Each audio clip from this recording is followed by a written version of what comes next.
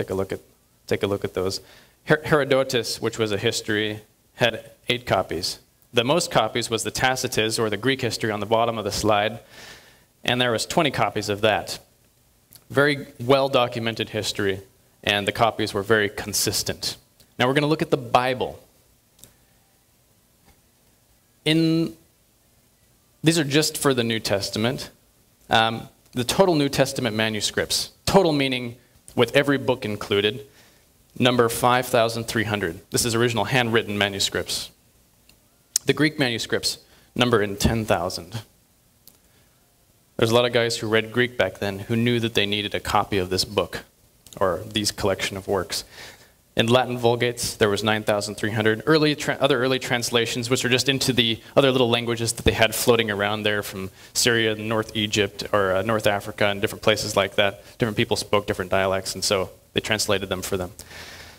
24,000 copies. And total manuscripts compiled prior to 600 AD, that means the entire New Testament that was compiled, where all of the works are included that we have today, were 230. That's a fantastic historical consistency. But I want to give you a little warning. Please tread carefully when you're around a group of people who only use one translation to teach doctrine. God guards his truth. Remember I said he repeats himself.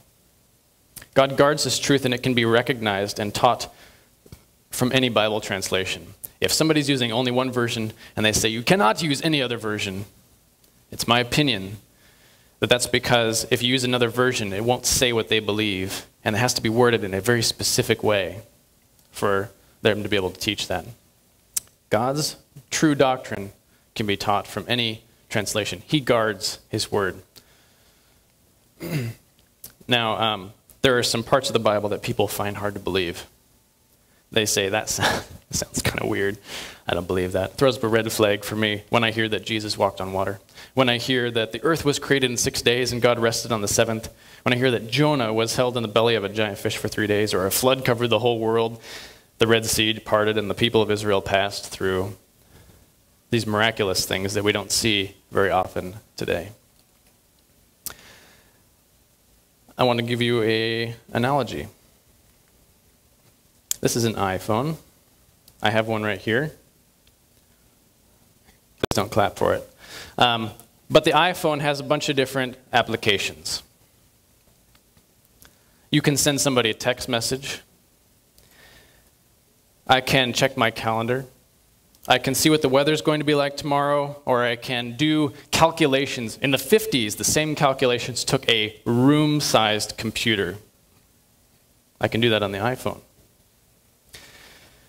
If you were in the Middle Ages and somebody came back with a time travel machine and picked you up, kicking and screaming probably, brought you up here, set you on the stage with me, and I showed them all of the things that my iPhone can do, or just your cell phone, they would be blown away, and they'd either start worshiping me or try to kill me or something, because I'm obviously a witch or something. You know, some bizarre thing is happening here, and you can tell the future when you look at the weather and know exactly what the weather or the traffic conditions are going to be like on the highway and all that sort of thing.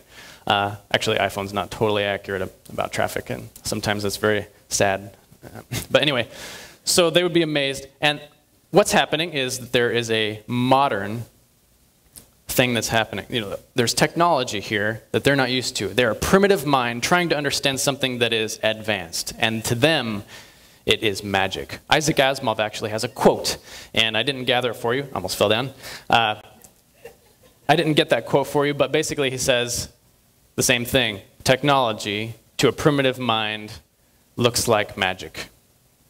It is the same situation with us folks. God uses advanced technology, and to us, it looks like magic, or it sounds impossible. Think about what this phone's doing compared to what people in the Middle Ages were used to. So I want to challenge you to recognize the possibility that the earth was created in 6 days, that the flood did happen, that Jesus did pull a 4 denarius coin out of the mouth of a fish, Sounds like a magic trick, but God is working on a whole different level than we are. Humans copy constantly all the inventions of God. Where do you think lenses came from? They looked at the human eye and then started making them out of glass, and now we have cameras and binoculars and things like that. How about helicopters?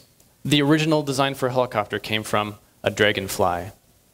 The swimsuits that Olympians wear now are material almost identical to shark skin, because they looked at sharks and wondered, why do they, when they stop moving their fins, keep gliding through the water for so long instead of slowing down like everything else? And they realized that's because of all those little teeth on the outside of the shark. So they copied that. So many things. Just think about it. So many things we copy just from nature. Look at people's inventions and say, did that already exist? And realize that the real technology was already invented and perfected and replicates itself and repairs itself, which is something way beyond what we can imagine. And it's because it was designed.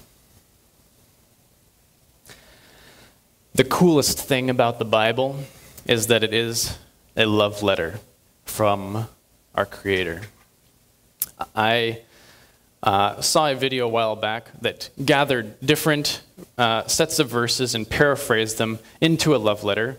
I edited it a little bit, and I'm going to read you a love letter from the Bible right now. The way that I want you to absorb this is preferably with your eyes closed. Sit there and absorb it, because all of them are words directly from God. If you desire to, here's what it looks like. You can also look up here and see what part of the Bible it's from, because there's a verse on there. But I don't want you to be distracted. I just want you to listen, because this is God's words to you, and they're true. You may not know me, but I know everything about you. I know when you sit down, and I know when you rise up. I'm familiar with all your ways. Even the very hairs on your head are numbered. For you were made in my image. I knew you even before you were conceived. I chose you when I planned creation. You were not a mistake, for all your days are written in my book. I determined the exact time of your birth and where you would live. You are fearfully and wonderfully made. I knit you together in your mother's womb.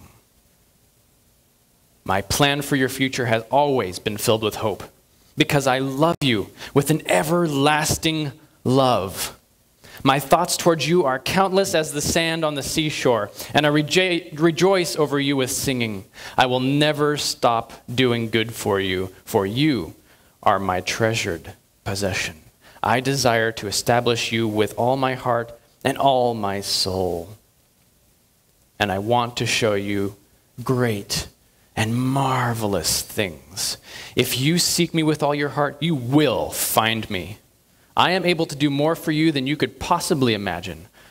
I am your greatest encourager. I am also the Father who comforts you in all your troubles. When you're brokenhearted, I'm close to you. As a shepherd carries a lamb, I have carried you close to my heart. One day, I will wipe away every tear from your eyes, and I will take away all the pain you have suffered on this earth. I am your Father, and I love you even as I love my Son, Jesus. For in Jesus, my love for you is revealed. He is the exact representation of my being. He came to demonstrate that I am for you and not against you, and to tell you that I am not counting your sins. Jesus died so that you and I could be reconciled. His death was the ultimate expression of my love for you. I gave up everything I loved that I might gain your love. If you receive the gift of my Son Jesus, you receive me, and nothing will ever separate you from my love again. Come home, and I will throw the biggest party heaven has ever seen. I've always been Father, and I always will be Father. My question is, will you be my child? I'm waiting for you. I'm waiting for you. Ladies and gentlemen, this God, the